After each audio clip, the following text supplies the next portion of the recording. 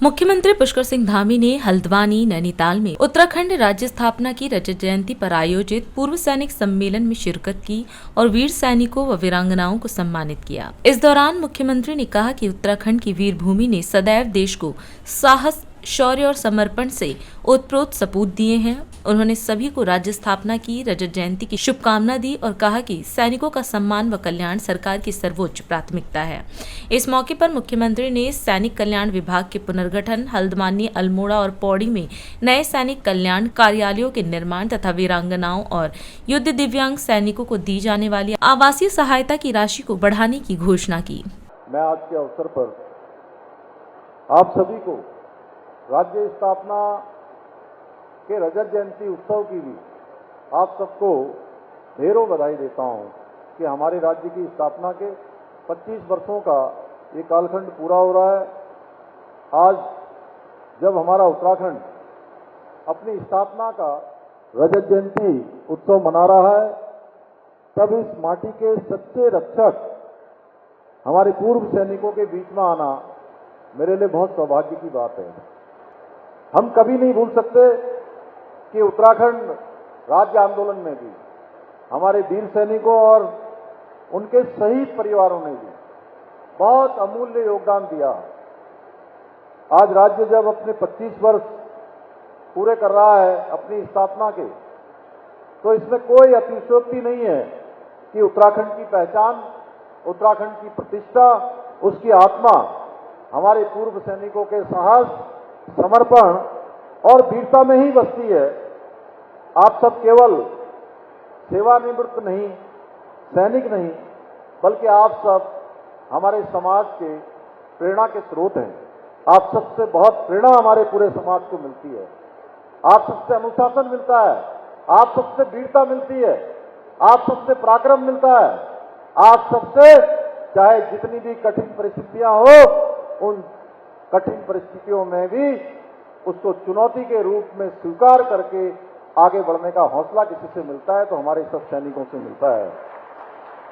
आप जहां भी हैं वहां अपनी कर्तव्य निष्ठा, स्वच्छता, राष्ट्र प्रेम और सेवा की भावना की एक मिसाल कायम कर रहे हैं।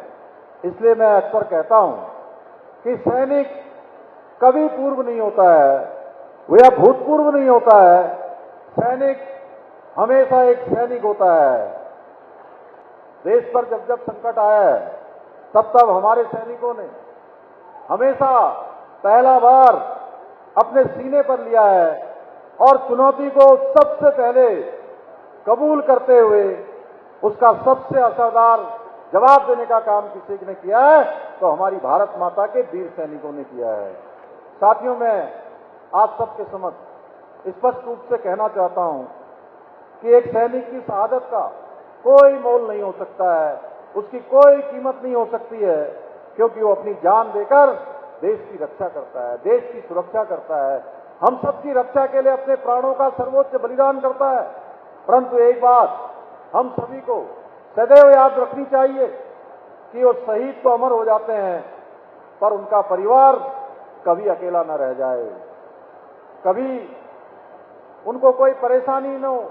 इसलिए उनके हर सुख दुख की जिम्मेदारी भी समाज को लेनी चाहिए, सरकार को लेनी चाहिए। हम सबको मिलकर उस जिम्मेदारी का निर्वहन करना चाहिए। इसी भावना से प्रेरित होकर हमने निर्णय लिया कि शहीदों के परिजनों को दी जाने वाली अनुग्रह राशि को 10 लाख रुपए से बढ़ाकर 50 लाख रुपए किया जाए। हमने सुनिश्चित किया कि भूतपूर्व सैनिक की मृत्यु के समय उनका सम्मानजनक अंतिम संस्कार हो, उसके लिए 10,000 रुपए की सहायता राशि का भी प्रावधान किया जाए। साथ ही हमने वीरता पुरस्कारों से सम्मानित सैनिकों को दी जाने वाली एक मुश्त और वार्षिकी अनुदान राशि में भी ऐतिहासिक वृद्धि की है। हमने युद्ध विधवा एवं युद्ध अपंग सैनिकों को 2 लाख रुपए की आवासीय सहायता प्रदान करने का भी निर्णय लिया है। इसी के साथ अब उत्तराखंड देश के उन चुनिंदा राज्यों में से है जहां सेवारत एवं पूर्व सैनिकों को 25 लाख रुपए मूल्य की संपत्ति की खरीद पर स्टाम्प ड्यूटी में 25% की छूट दी जाती है।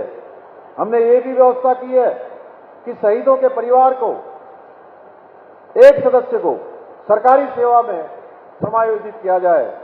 हमने नौकरी हेतु जो आवेदन करने का समय सीमा थी, वो समय सीमा पहले केवल 2 वर्ष की हुआ करती थी।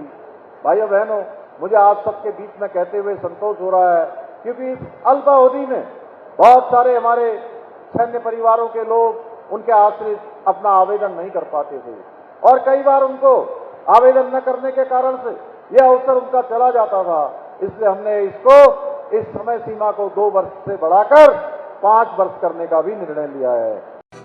राष्ट्र सर्वप्रथम, राष्ट्र सर्वप्रथम, राष्ट्र सर्वप्रथम, राष्ट्र सर्वप्रथम।